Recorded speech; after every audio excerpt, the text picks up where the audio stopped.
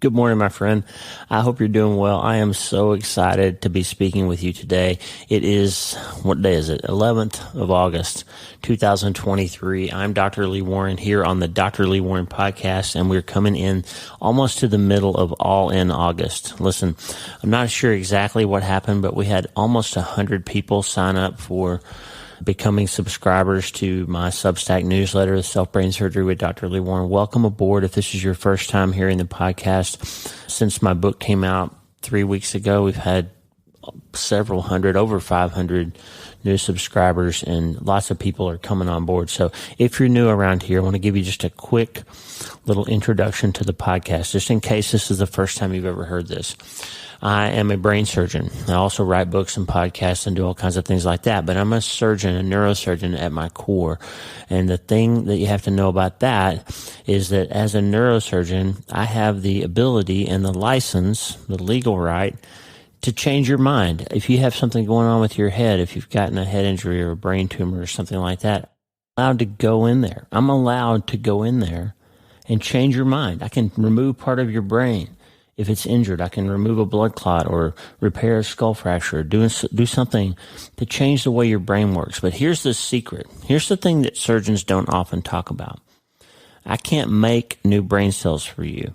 Okay? If you've blown up some of your brain, if you hit your head or had something happen to you or have an infection that removes or destroys tissue, I can't make new brain cells for you.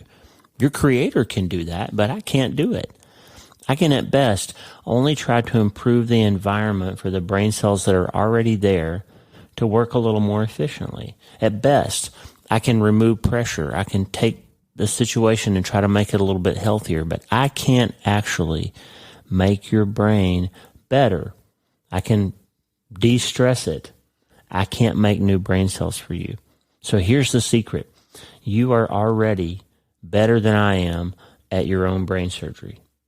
That sounds funny to say, but it's true. We know from neuroscience, we know from the fact that you make new neurons every night. We know, according to Hebb's laws, that neurons that fire together wire together. That when you change the things that you think about, you change the experiences, the feelings, the thoughts, and the behaviors that you have, those four things together can create new synaptic pathways in your brain. And every day you have the ability, every second of your life, friend, you have the ability to change how your brain works and improve the way it has been and make things better. And here's the secret, and this is what All in August is all about, okay? The secret is that what got you here won't get you there. If you are looking for some change in your life, if you have gone through some massive thing, some trauma or tragedy or other big hard thing, and you're having a hard time finding your way back, or even if you haven't had that massive thing happen to you yet, even if your life's been pretty okay, but you just feel stuck and you just can't quite get there to where you feel like God's calling you or where you feel like you're supposed to be. If you feel like you're supposed to be making progress and you just can't do it and you're stuck in the same habits or the same things, the same thought loops, the same issues, the same relationships, and you just can't break through, then I'm telling you, friend, the problem is that what got you here won't get you there. You can change your mind, and that will help you change your life. And that is what we call self-brain surgery. So it sounds silly. It sounds like some motivational speaker thing, but it's not. On the other hand, as a scientist, I am also a man of faith, and I believe that you were created fearfully and wonderfully, and that this incredible design of your mind and brain and how they interface with one another is the communication center for how the Holy Spirit of the living God communicates with you. And if you're not a believer, that might sound crazy. But I would just say, hey, trust me for a second and say, this guy, this 54-year-old gray-headed, blonde-headed neurosurgeon, left-handed kid from Broken Bow, Oklahoma, who grew up to become a brain surgeon, just give me the benefit of the doubt to tell you this. I'm not crazy, okay? I have seen and experienced things in medicine that can't be explained without divine intervention. And you probably have too.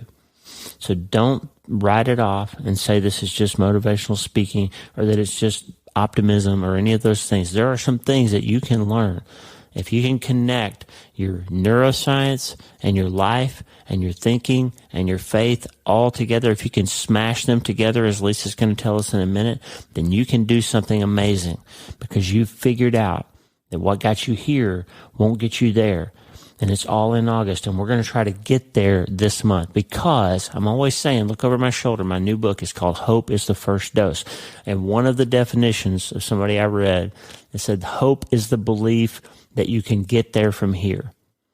And I'm just telling you, friend, you've gotten to this place in your life, wherever it is, happy or sad, optimistic or pessimistic, or faithless or faithful, or hopeful or hopeless. You've gotten here by a series of thoughts, feelings, experiences, circumstances, and interactions with other people. And those things, my friend, will not get you to the next place. There are some things that you have to change. There are some things that you've got to make decisions about. There are some internal structures that you've got to make changes to if you want to get there. So all in August is about, what do we do that took us from where we've gotten to where we need to get to, and how do we make that happen? And today we're going to talk about, for just a minute, internal structure, and how internal structures are the secret to what we're really able to do with our lives. It turns out that what your life is built on is where you can go from. I had an interview yesterday on Fox News that I'm going to tell you about in a minute, and it got me thinking this morning about some things I've recently read and some scripture that we need to talk about. And we're going to talk just for a minute about internal structure. And I just don't want you to give up on yourself yet. If you're frustrated with how it has been going, I want you to not give up on yourself. There's a song we're going to finish this episode with from a new band that Lisa found called The King Has Come. And the song is just called Yet. And it says, don't give up on me yet. And I don't want you, friend, to give up on yourself. I want you to remember the secret to self-brain surgery is this: you can't change your life until you change your mind. And the good news is, you can start today. Hey, are you ready to change your life? If the answer is yes, there's only one rule. You have to change your mind first. And my friend, there's a place where the neuroscience of how your mind works smashes together with faith, and everything starts to make sense. That place is called self-brain surgery. You can learn it, and it will help you become healthier, feel better, and be happier. And the good news is, you can start today. Thanks, Lisa. Hey, so glad to have you listening today. I'm Dr. Lee Warren, and I live in Nebraska in the United States of America with my incredible wife, Lisa, my father-in-law, Tata, and the super pups, Harvey and Lewis. I'm a neurosurgeon and an author, and I'm here to help you harness neuroscience, the power of your brain, faith, the power of your spirit, and good old common sense to help you lead a healthier, better, happier life. Listen, friend, you can't change your life until you change your mind, and I'm here to help you learn the art of self-brain surgery to get it done. If you like the show, please subscribe so you never miss an episode, and tell your friends about it. If you tell 2 or 3 friends this podcast was helpful to you, imagine how much good we can all do around the world together. I'm Dr. Lee Warren, and I'm here to help you change your mind so you can change your life. Let's get after it. Thanks, Lisa. Listen, friend, I'm just going to spend a minute with you today. I've got something exciting to talk about, and it's been bouncing around in my head since I read this book called Mind Shift. Mind Shift. Can you see that in the camera? Mind Shift by Erwin Raphael McManus is coming out in October. He and I sat down day before yesterday and had a conversation. And by the way, we had an amazing book signing yesterday at the Gift Box at Great Plains Health in North Platte. Thanks to Heidi and all the team that put that together. And if you were one of the people that came out, I had so many people come and tell me stories about loved ones that are battling cancer, or some bad diagnosis that they just got, or some massive thing that they're going through. And just know that we're praying for you. And if you're one of the new people around here, one of the new subscribers, the most important resource I think that I can offer you, besides my new book, Hope is the First Dose, is their prayer wall, wleewarrenmd.com/prayer. We got this unbelievable community of people from all around the world who are sharing their concerns and praying for each other. And if you put a prayer request on there, you can do it anonymously, or you can put your name, or you can even just put it privately where only me and Lisa and Tata will see it. But if you put a prayer request out there, you're going to get an email every time somebody prays for you. So it's really encouraging. If you're feeling alone, you're feeling stuck, and you don't know if anybody cares, you put that prayer request out there, and I guarantee you there's going to be people from all over the world that you'll email you. One little housekeeping note: when you get the email that says someone prayed for you, You don't have to respond to that email.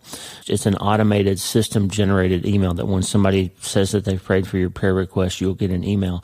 But the email replies come back to us, and so we get sometimes hundreds of them a day, people saying, thanks for praying, and that's amazing, but I can't respond to each of those. So you won't get a reply to your reply if you say, hey, thanks for praying for me, because it's a system-generated thing. So that's just a little bit of a housekeeping measure. I don't want you to be waiting for a response. We generally try to respond to every email that we get from people and every comment that you leave. It's getting a little bit harder as the volume of those has gotten higher, but I just want you to know, like, we do try to respond. If you write to me at lee@drleewarren.com and you got something on your mind, we try to write back to every one of those people that write in. We value that connection. This is a community. Okay, it's not me just sitting here podcasting to you and writing books to you behind some wall somewhere. We're connected to you and we care about you, and we try to respond to all those emails. But the system-generated replies to your prayers, I just can't respond to all of those. Okay, so just know that you're being prayed for and people love you. Okay. So thanks again to Heidi and the folks at the Gift Box, and we're praying for all of those folks that shared with us yesterday, and we're grateful that you came out. The other thing is, I had a conversation with Erwin McManus 2 days ago, and I'm going to release that in October, closer to his book launch, because I want to support this new book, Mind Shift, because it's so important. But in the conversation, we talked about something that he calls internal structure. He calls himself a mind architect. He's a writer of books and a pastor and a speaker and all of that, but he's also what he calls a mind architect. And what he means by that is he helps people, he consults and coaches people around the world to change the internal structure of how they think. Okay? And that's an important concept, and I've been chewing on it. He tells a story in the first part of the book about a guy named Buster Douglas. Now, Buster Douglas, if you're a boxing fan, I've never been a real boxing fan, but when I was growing up, Mike Tyson was so famous because he just beat everybody. Like, nobody could stay in the ring with Tyson. Some of his fights were seconds long. He'd have a anticipated fight that was coming up for months, and he'd knock the guy out in 12 seconds and it was over. And all the people that bought pay-per-view for hundreds of dollars would be mad because they had these big parties and everything, and the fight would be over in 5 seconds. And Tyson was just a monster in those days. Buster Douglas, who was a nobody that nobody had ever heard of, came along and fought Tyson and knocked him out. So Buster Douglas went from being unknown, basically, to knocking out the greatest fighter in the history of boxing at the time, and 3 heavyweight titles came his way. But here's what's interesting about the Buster Douglas story. The very first time that Buster Douglas defended his title, he fought a younger fighter named Evander Holyfield at the time, and Buster Douglas got knocked out because he didn't train. He was seen eating at McDonald's the day before the fight. And McManus tells the whole story in here. And I just want to make sure that I gave you the right info, because it was Evander Holyfield. I was afraid for a second that I said the wrong fighter. But yeah, so Evander Holyfield knocked him out. And of course, Evander Holyfield ended up beating Tyson later too, and went on to become a champion himself. But so Douglas basically became famous, knocked out the champion, did this thing one time. He obviously trained and prepared to fight Tyson, but then he lost his very first title defense. And he went on to become obese, diabetic, nearly died from diabetic coma, weighed 400 pounds at one point in his life, and just disappeared, became irrelevant in the boxing world, and never did anything of great note again in his lifetime as a professional fighter, even though he had the greatest single accomplishment of anybody up to that point. So Erwin said a line that stuck with me. Buster Douglas was structured for failure. He wasn't structured for success. And that got me thinking about a scripture from Matthew 7. Jesus told this story about building a house. Jesus said this, Matthew 7:24-27. You remember the little kids song? The wise man built his house upon the rock. Remember that? If you went to Sunday school when you were a little kid like I did, you know that song. The wise man built his house upon the rock. Remember? Jesus said it this way. Everyone then who hears these words of mine and does them will be like a wise man who built his house on the rock, and the rain fell, and the floods came, and the winds blew and beat on that house, but it did not fall, because it had been founded on the rock. And everyone who hears these words of mine and does not do them will be like a foolish man who built his house on the sand. And the rain fell, and the floods came, and the winds blew and beat against that house. You can hear the song. And the house came tumbling down. The winds blew and beat against that house, and it fell, and great was the fall of it. That's what Jesus said. So think about Buster Douglas for a second, friend. As Erwin said, he was structured for failure. So you think about, we talk a lot about goals. We always talk about it at New Year's resolutions and all that sort of thing. And we talk about goals, and we have these New Year's plans for goals. But James Clear, in his newsletter, he writes a 321 newsletter that comes out every Thursday. Of course, James Clear wrote that book, Atomic Habits. It's not a spiritual book, but it's a tremendous, perpetual bestseller because it's about habits and systems and how do we put our lives together? How do we structure ourselves for success? And a line that Clear talked about that he sent in his newsletter. It's a great newsletter, by the way. 321 Thursday. 3 ideas from him, 2 ideas from other writers, 1 question, and boom, that's it. Quick newsletter. I don't have the gift of writing like that. If you read my stuff, you're going to get 1,000 words. That's just how it is. It takes me a while to noodle out these ideas in my head. But James Clear comes in hot with these ideas every week. And one of them last week stuck with me. He said, goals will help you win once, but systems will help you win perpetually. Something like that. I'm paraphrasing. Goals will help you win once. Systems will help you win perpetually. And that's exactly the point about Douglas here. Buster Douglas had a goal of beating Mike Tyson, and he did it. He pulled it off. But what happened next is what really tells the story. Okay? What happened next was what really tells the story. What happened next was he failed. He didn't have a goal of becoming the greatest fighter that ever lived and staying there. He had a goal of knocking out Mike Tyson, and he did it. And then he went back to McDonald's, and he started eating, and he started stuffing his face and enjoying the fame and the money and not training and getting out of shape. And then his next fight, he got beat, and he disappeared. Let me ask you a question. Do you think, probably, some of us think, that if our circumstances were different, we would be different? Look in my eyes if you're watching the video. You think that if your circumstances were different, you would be different. If you only had more money, if you only got that promotion, if millions of people bought my book and I became a New York Times bestseller, if only that happened, then I would be happy. Then I would finally be where I thought I was going to be in my life. If only she said yes, if only he didn't cheat, if only the diagnosis hadn't been that, if I can only get that promotion. If and when I'm able to do this, then I'll be happy. When I'm able to do that, when she stops X, Y, and Z, when my husband starts acting better, when my husband finally gets off the couch and gets a job, then I'll be happy. Will you really? The question isn't about if and then. It's about your internal structure. Because as Buster Douglas teaches us, and as the man who built his house on the sand teaches us, if you are not structured internally for success, you won't survive. You won't be happier. You won't be better. You'll just have more money and more ability to make bad decisions. Okay? That's the sad truth, but it is true. I'm reading this book. I actually just finished reading a book by Bishop T.D. Jakes called Disruptive Thinking. This book's kind of messed my brain up. Now, it goes into some social stuff, and not everybody will agree with everything he says and all of that. But the premise of the book is that if you want to make real change, not just in your own life, but in society or in systems or in business or in your family or any of that, if you want to make real change, you've got to change the way you think, which is lining up exactly with what I'm talking about with self-brain surgery, with what Erwin McManus is talking about with mind shift, and everybody's talking about cognitive neuroscience right now. But Jakes' book really is about, if you want to really change the world, you've got to be willing to disrupt systems that are in place. And he's right. But one thing he talks about is this idea of leaping over the fence. And he's got dogs like we do, and they have an electronic fence like we do. And one of his dogs is real passive, like Lewis, our dog. He's really sick, by the way. Pray for Lewis and Harvey if you're the kind of person that prays about pets. But Lewis and Harvey are sick. There's something going on with them. The vet can't figure it out.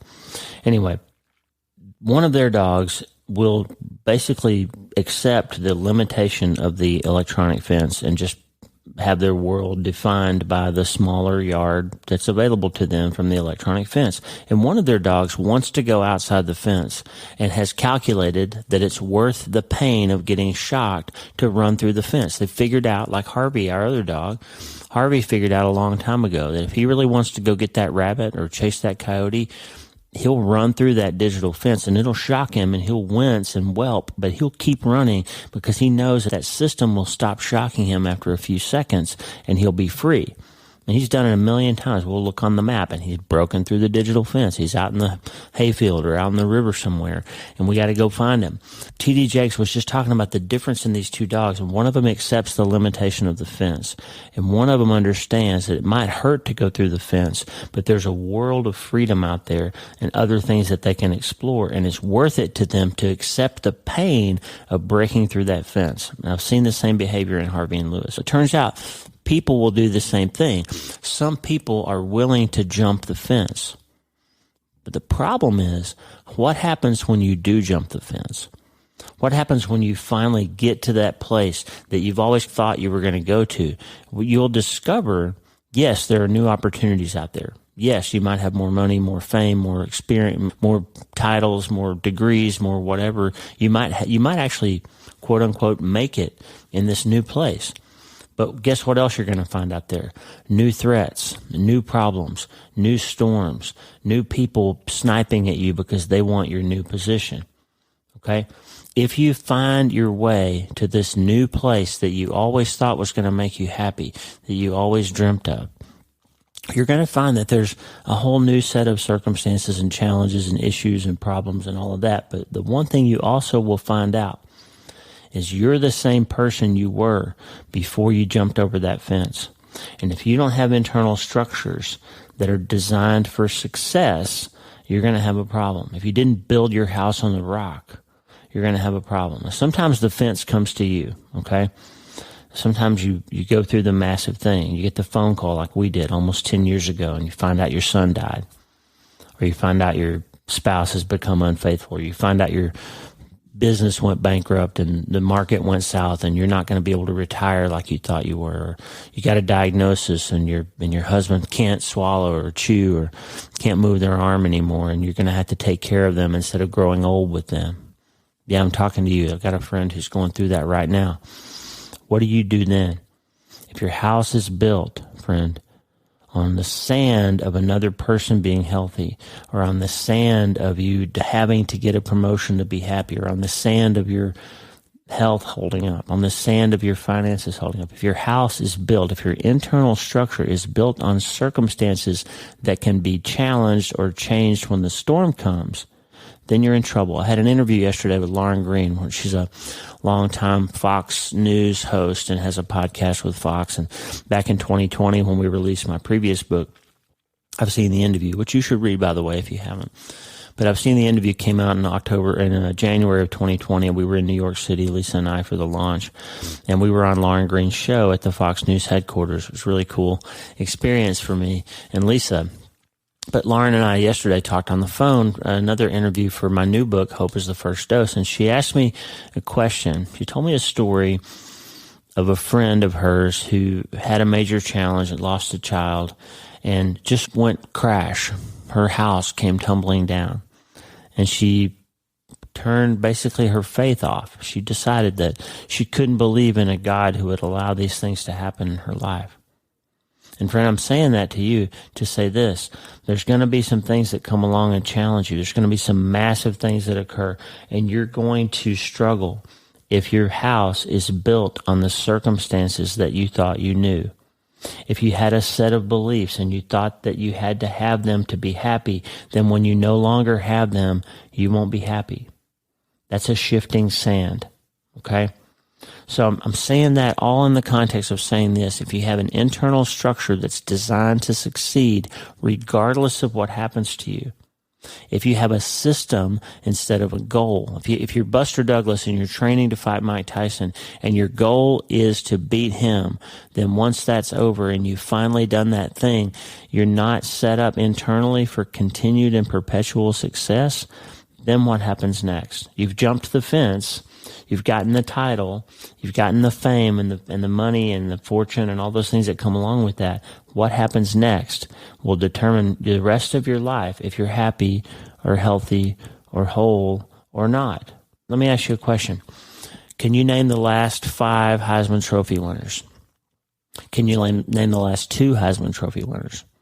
Can you name the last 5 or 2 or 1 Oscar winners for Best Picture or Best Actor or Best Actress or Best Sound Design? Can you name the last 5 presidents of France or prime ministers of Great Britain or presidents of the United States? You might not be able to. Most of us think that we're pretty up on our civics, but can you right now without looking it up, can you name the last 5 presidents of the United States? Can you name the last 10 in order? Why am I asking you that? These are people who have accomplished the number one top thing that they can accomplish. Can you name the last 5 100-meter gold medal Olympians for this gold medal for the 100-meter sprint? Can you name them? You probably can't. Why? Because that kind of fame doesn't register with the world for very long. Okay? You think it's the number one accomplishment that you could have in your entire life, whatever this thing is that you've set your heart on. That fence that you're going to jump to get there to finally knock out Mike Tyson or whatever. You think that's the biggest thing that could ever happen to you. And it probably will be. It might be. But you still have a life beyond that event. And nobody remembers that fight if you win. What they remember, if you're Tom Brady, they remember the 7 Super Bowls, okay? 100 years from now, people that follow football will remember that Tom Brady was probably the greatest quarterback that ever lived. Why? Because he didn't just win 1 Super Bowl. He kept winning. He structured his internal life to pursue the goal of being the best at that position that ever lived and ever played. That didn't necessarily translate into him being the best person that ever lived. But in that genre, in that place, at that time, he was the best. And he has been over the sustained course of many years. Okay, but let me just tell you this. I don't know Tom Brady from Adam, but I do know this. He's retired from football now. So the real question of Tom Brady's life, the story that his life tells, and whether he turns out to have had a fulfilling and good life or not, will be how he's built his internal structure to be a human being after he plays football. Because the guy's not very old. He just retired from the NFL. He's in his early 40s. And Lord willing, he'll have another 40 or 50 years to live. What happens next will be based on his internal structure. Because he's phenomenally wealthy. He won't lack for money unless he's a moron. He should never run out of money. So it won't be about money. Will it be about relationships? Will it be about family? Will it be about faith? What will it look like for him? And how is he structured internally to succeed or fail? And that's the question for you. What are your internal structures? And are you a wise person or a foolish person? Because as I talked with about Lauren Green, when she asked me, how do you keep from losing everything? How do you keep from being one of those crashers that you talk about in your book when something bad happens? And the answer is, as Erwin McManus and I talked about, it's about internal structure. I'm a really good brain surgeon, okay? I can go in and I can remove your brain tumor, and many times, most of the time, I can do so with leaving you relatively neurologically okay. But I can't make a new brain for you, and I can't make your brain perform better than it did before you had the brain tumor. I can just remove the tumor and its influence and leave your brain to how it was, at best, right? Maybe even worse, because sometimes surgery creates new issues for people, okay? But the bottom line is this, friend. Look in my eyes. My dad would always say, look in my eyes, look in my eyes, when he wanted to make a point that he wanted me to remember or really listen to. And here's the point. If your internal structure isn't right, if it's not built on something solid, if you haven't built your life on something that can't be taken from you, if it's not tied to circumstances, you can't be happy no matter what happens. You can't be healthy no matter what happens. You can't be better no matter what happens, because you're still going to be you once you jump that fence. And I just want you to remember here in August, as we wrap this up, don't give up on yourself, because you're a work in progress. And what got you here to this day, listening to this podcast, asking yourself these questions: am I structured for success, or am I structured for failure? Am I structured to get better? Am I structured to have circumstances wipe me out? Because these massive things, friend, they're coming. Okay? They're coming. And you've got to be ready for them. My plea to you, friend, is this: build your life in such a way that when the massive thing happens, you will have a treatment plan in place, and you'll be ready to hold on to the things that you know to be true, and you won't fall into that pit of despair, because you'll be able to move forward according to the treatment plan that you've prepared for yourself, because you've learned how to be a good brain surgeon for yourself. Okay? That's what I wanted to talk to you about today. There's so much more. The Erwin McManus conversation has so much more depth and meat to it, and I can't wait to share it with you. I want you to read Hope is the First Dose if you haven't read it. It's the treatment plan. It's how you structure yourself internally to prepare for these successes and not let circumstances wipe you out when the massive things happen. Okay? That's what we're all about. We're going to play this song, Yet, from The King Will Come. And it's just this idea: don't give up on me yet, God. I'm trying here. And he's not going to. Lisa and I saw a post on Instagram the other day, and this is something: if you're struggling with a sense of guilt or shame over something you've done, or you feel like God's going to give up on you because you've been trying and you just can't quite get it done, and how many times is he going to forgive me? Know this: Jesus went to the cross, okay, and he stretched out his hands, and he let them beat him and mock him and put a crown of thorns on his head and drive nails into his hands and feet and pierce his side. And all the while they were doing that to him, while you and I were doing that to him, because he was there because of our sin, all the while, what's the last thing he said? Father, forgive them. They don't know what they're doing. And if he didn't give up on you that day, he's not going to give up on you this day. If he didn't give up on you when your sins were requiring him to be flogged and nailed to the cross, he is certainly not going to give up on you because it's August 11th and you haven't figured out your internal structure yet. And you're still trying to become healthier and feel better and be happier, and you're still trying to get over that massive thing that happened to you. He's not going to give up on you, friend. He's not about to. And I'm not either. Lisa and I and Tata are praying for you. If you're new around here, we're grateful that you're here. We want you to remember that in order to become healthier and feel better and be happier, there's only one thing you have to do. You can't change your life until you change your mind. We're not giving up on you yet. Don't give up on yourself either. But remember, the most important thing and the best news of all is that you can start today.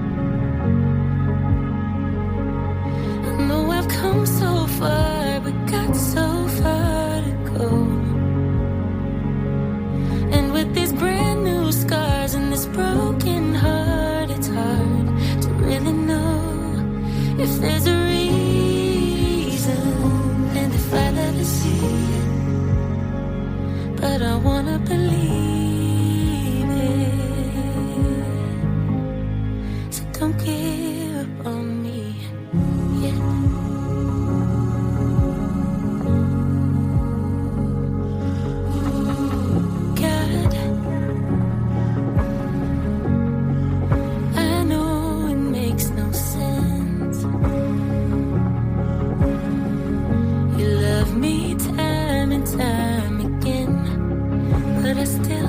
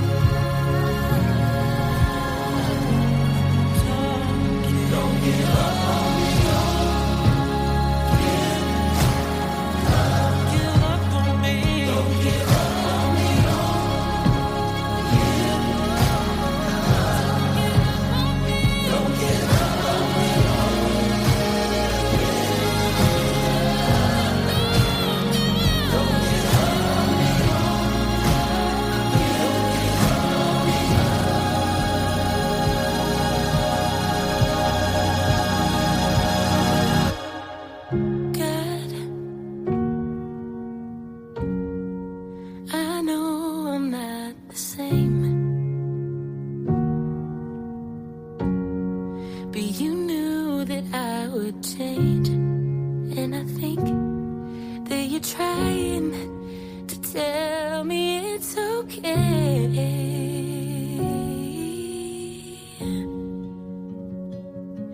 I know I've come so far, but got so far to go. And with these brand new scars and this broken heart, it's hard to really know if there's a reason and if I'll ever see it. But I wanna believe it. So don't give up on me.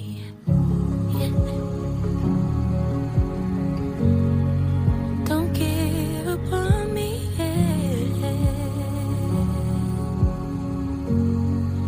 Don't give up on me.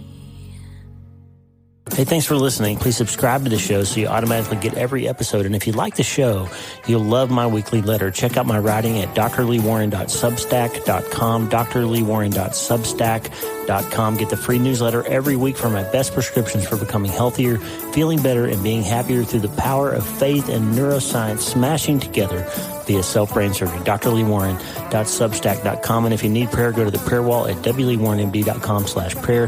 The theme music for the show is Make Us One by Tommy Walker, graciously provided for free by the great folks over at TommyWalkerMinistries.org.